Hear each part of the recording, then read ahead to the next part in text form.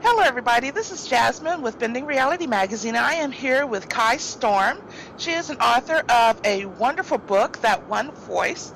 Oh, girl, I read this book and I'm telling you what, I loved it. That It is was phenomenal. that's So, wonderful. so tell us a little bit about you as an author and as a mom, because I know you're a single mom also, or a mom. I don't know if you're single or not, but Right. But hello everyone. I'm Kai Storm, and I'm an author of four novels. My first novel is called Alani's Bigger Hustle, and it was followed up by Alani's Hustle Gets Bigger. Then I wrote an erotic novel called You Just Don't Know.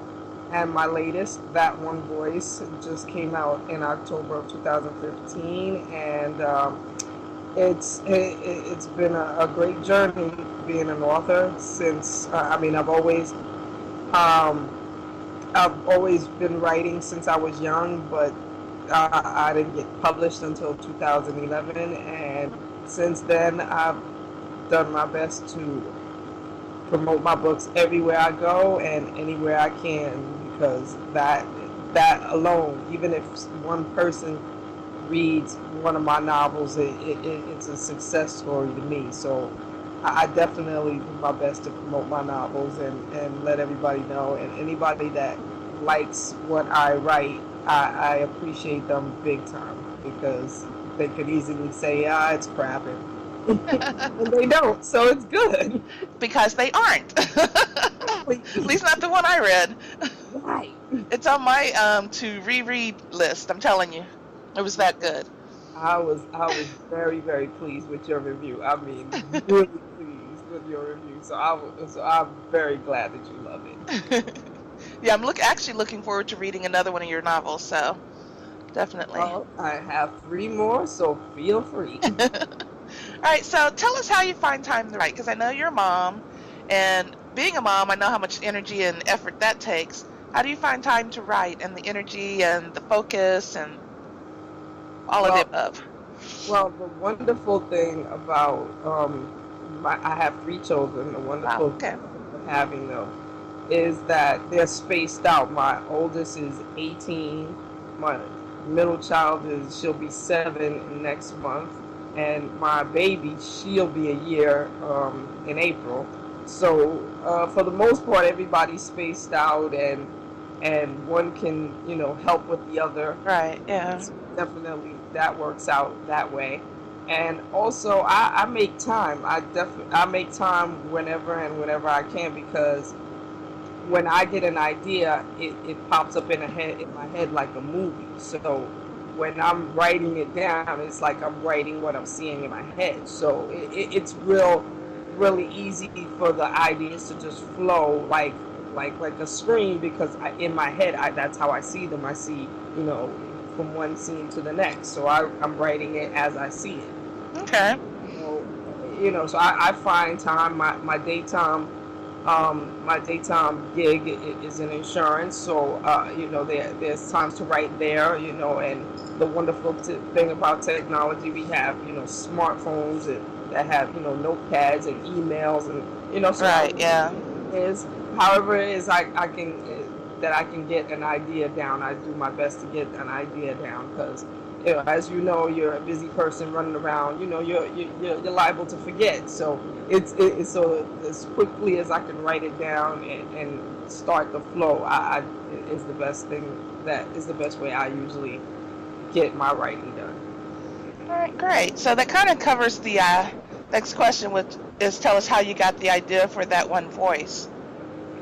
Well, that one voice, that that story is special because it came from a dark place. Because before I wrote that book, I was in a I would say in the depression type funk within my personal life, and it was a lot of things going on that that were kind of weighing me down. So when I was given the idea to write a love story, of course I kind of laughed at it at the time because at that time I was so low, so low in my feelings that there's no way I could write about happy stuff. Right. But but the more I thought about it, the more, ideas kept popping up. And like I said, when I write, I see the ideas on a screen in my head. So when I really decided to write this book, the storylines and the characters all popped up in my head, so I had no choice to write it. And the more I worked on it, the more I got out of my funk.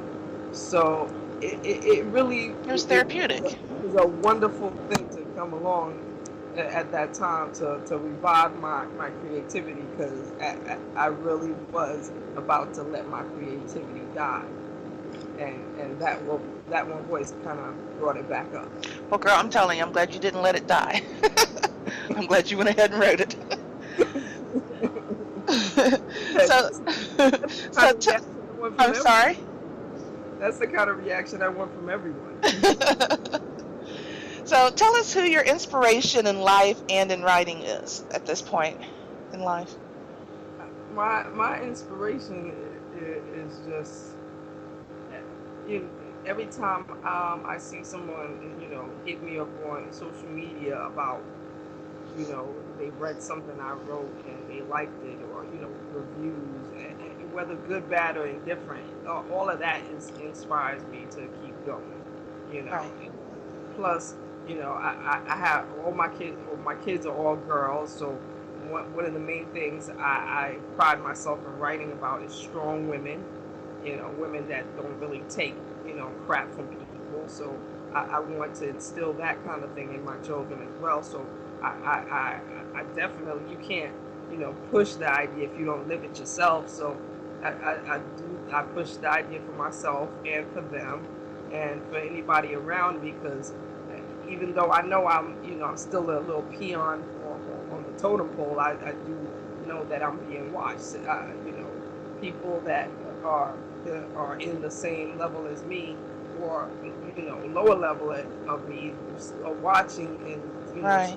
the steps, and that's encouraging to other people. Just like I watch people that are way more successful than me, in order to be more successful in my career, because it's all a circle. We all walking in the same circle, but none of us are competing against each other. We're all trying to get to the same place. Right. You got to emanate where you want to go. True. Yeah. Okay. Great. All right. So I consider you a successful author. Um, I think you've achieved what you're out to get, and I think you'll just grow and get better from here on. Elaborate on how you've made it and how you actually want to help other authors, and how you spotlight other authors. Well, I I consider myself making it because I came from having a story just in my head Hmm. to having it actually on paper, on printed paper, of a book that's being sold to Right. to places, to putting it in bookstores and libraries and such, and things of that nature. Uh, that all of that, it goes. It's all part of my success trail. So it, it's it's definitely, I try to keep that going, and anytime that somebody comes to me, I definitely do my best to let them know how I got to that space. Like for instance, when I first got signed with my publisher company, I got signed through them because of advice from different authors that were way more experienced in the business than I was, and basically let me know, which way to go from which way not to go. So Right. when anybody comes to me and asks me for advice, I definitely do my best to give the best advice I can, because that's how I got to where I'm at today. And Okay. as far as spotlighting authors, I do a spotlight as a way to give back. I do a spotlight on my authors, or on my website, for all authors, and I definitely don't charge any money, because we all Struggling. Yeah. the same level. We're struggling. Not everybody has a big advertising budget, but yet you want to get your name out. You want your stuff out to different audiences. Which So is why we do this. So yes, so definitely. you got to pay back how you got to your spot in the first place, because that's how you got to, at least that's how I got to my spot. I got my spot because of people helping me. So I never turn down help. You know, Right. if somebody comes to me and genuinely is serious about the business, I let them know exactly what happened to me, what good things happen, what bad things happen, and and how to prevent certain things from happening. Okay. So, for the next generation of writers that are coming up behind us, is there one thing that you would tell them and inform them or share with them? Yes, you definitely have to research every aspect of the business before you sign anything, because while you're excited that somebody's looking at your work and telling you that they can do A, B, and C with it, you have to also protect your best interests. Right. And that person could be genuine and have you sign a contract and actually put your book out and distribute royalties on time and fairly. But then the the other side is that that person could easily be a crook. Right. And and the only way you'll find out about that is through research. Like before you sign sign to a publishing company, your best bet is to contact the authors that they have already signed and ask them questions about that company's business practices, because the people that work for them will be the first ones to be honest with and if if you hear shady things, and that's another thing too. The wonderful thing about social media is that if there's shade, it will be shared and shared and shared. So Oh, if yeah. so if Bad news travels a lot somebody faster than got good into news. shady business, you can Google them and find out real quick. So you don't have to jump at the very first offer. You could be excited. You could tell the world, but you also have to do your due diligence by checking them out. Right. And that's just every aspect. That's from signing a publishing contract to whoever you pay to advertise your work, or if you got an editor, if you're a self-publisher, if you got an editor, you gotta check out the editor and see that they actually do credible work, and book covers. Everything has to be researched down to the little bookmarks that you stick in your book. You want to search for a company that's going to give you great quality stuff for the price you're paying, and be on time and not make you look like you don't know what you're doing. So everything and every aspect of this business, no matter whatever you're about to do with it, definitely have to research. And I tell people that all the time. Google is the biggest help and snitch created in this society, and Google will tell you everything. So if you really, you don't have to just jump because somebody offered you something. Right. Your your best bet to protect yourself from any kind of heartache or protect your pockets is to check out and research everything. Okay.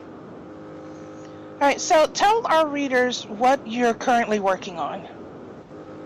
Well, I just put out That One Voice at the end of October. I know it's February, so yeah, that sounds like a long time ago. That sounds like a short time ago, but it really isn't. And, so currently I'm not per se writing anything. I do have two upcoming releases that I've been working on, trying to get the release date going. That two books that I wrote last year that I'm trying to publish with my publishing company, that 21st Street Urban Editing, and hopefully I should be able to bring out some news about that within the next couple of weeks. But as far as physically working on anything right now, I have to say no, because Okay. I'm just like I said, That One Voice is just coming out, and I've been actually my main focus right now with That One Voice is trying to get it in different libraries. I've actually been successful in getting it in like at least 3 libraries around the country. So I'm trying to get that more in because again, as part of my research, I realized that the beautiful thing that is called a bookstore is starting to die out. It's like Right. the bookstores that we knew and loved that were all over the place are no longer all over the place. But libraries will live on forever and ever and ever. So if if if I could get at least one of my books in every library in the country, that would be a wonderful thing. So I'm slowly but surely working on that. Some libraries have some strict rules, Right. who you contact, and some libraries just strictly take donations, which I get why, but at the same time it's like, whoa, I don't want to pay. I want a paycheck. Right. So Yeah. I'm getting around it, little by little, and so that's basically been my focus, trying to get my books in the library and work on these two releases, and hopefully, in the future, I could, in the next couple of months, I could talk about something that I come up with, because all my books are just basically ideas that just come from my head. So it's definitely possible, but for now, that's not happening. Right. Okay. So tell us the titles of all of the books that you've written and where we can find them. Okay, that one, I mean, Alani's Bigger Hustle and Alani's Hustle Gets Bigger. That's a series, and you can find those on Amazon, and also there you can find those on Amazon, the paperback and the Kindle version. I'm gonna One of the books that I'm releasing in a couple of months is gonna be the third uh, book to that series, which will make it the last book, and it's called La Familia. It should be out in a couple of months. I'm hoping to make some announcements about that soon. Um, that One Voice is also available on Amazon and on Kindle and paperback. And That One Voice it's an erotic novel. It's not just your regular erotic novel. It's very S&M and crazy and kooky. So But it's tasteful. It wasn't you're not raunchy. if you're not ready for crazy and kooky, you might as well not pick it up. Yeah, I mean, But I really liked it because it wasn't one of those books that it just hit the sex. It was just sex, sex, sex, sex, sex, sex. It actually had a background story to it that wove into it really well, and it just really grew from the beginning to the end. So it wasn't just sexual. It was erotic, sexual, and it was a story built into it. So it was really a great read. great. I'm glad you liked it. But yeah, that and but those are my four babies out right now. Alani's Bigger Hustle, Alani's Hustle Gets Bigger. You Just Don't Know, and That One Voice, all available in paperback and Kindle. That One Voice is actually available on Nook as well, and depending on what state you live in, it could be in your library. And I think that's the best way, because a lot of people I get, they are deal seekers, and to read a book for free would be cool. So I think getting it in the library would give you an opportunity to read it for free, and me an opportunity to be in the library. And so Right. I'm working on that, and and I'm always on social media, so I can be contacted by anybody, whether it's for information about writing a book, or you'd like to get an autographed copy. Either way, I stay accessible to serious people. Anybody's on that foolishness, of course I delete and block you. But Okay, so if somebody wants an autographed copy and wants to get in touch with you, how do they do that? you can always email me. That's Kai Storm at 21 Street Urban Editing.com. And like I said, I'm on all social media: Facebook, Twitter, Instagram, Tumblr, LinkedIn, Google Plus, and Okay. I'm always available to anybody that wants to talk to me. I make myself available definitely for any kind of inquiries as far as the book or book business is Okay, concerned. great. any unserious, like I said, unserious inquiries will get you deleted and blocked. Because I like laughing at people. There you go. All right, so in closing, is there any other comments or any other statements that you would like to share with our readers? Definitely check out Kai's Author Spotlight. I have two websites that I do my Author Spotlight on, and on my websites I share information about where I am, or anything that I'm working on, plus any upcoming novels. So it is, so definitely, keep up with my website. It's www.nattiekai.com. And and like I said, social media, I can be found anywhere on social media. One of the best things I like to say is Google me, because if you really Google me, you can click on any one of those links and see what I'm doing socially. And All right. so I'm always available. All right, well, great. Thank you for taking the time to talk with me, and so we love getting to know you a lot better. And everybody, this is Jasmine with Bending Reality Magazine.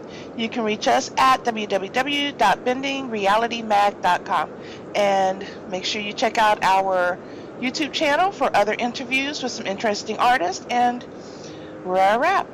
Thank you, everybody, for listening. Bye, everybody.